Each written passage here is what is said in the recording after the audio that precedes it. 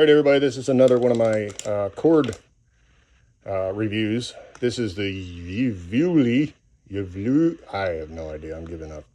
So anyway, I got this because we have multiple monitors that we use, and this is an HDMI to C.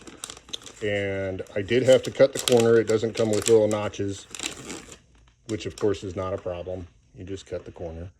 And then both sides come with these little caps, which is always nice. The coating on the HDMI has a gold appearance coating. The pins are perfect. There's absolutely nothing wrong with these. The coating here, this is a hard piece, exactly what I would want to see. You don't want this part of it breaking. And then the connector here is nice and hard with a little bit of a bendy part. For anybody who owns an iPhone, you know that this junction right here is the part that always fails.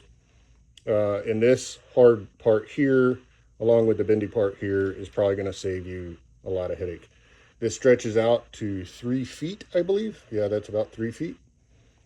And then on the other side, you have the same construction, a little bendy piece, hard piece, and then this is super hard. And then you go to the C, and it looks equally well built.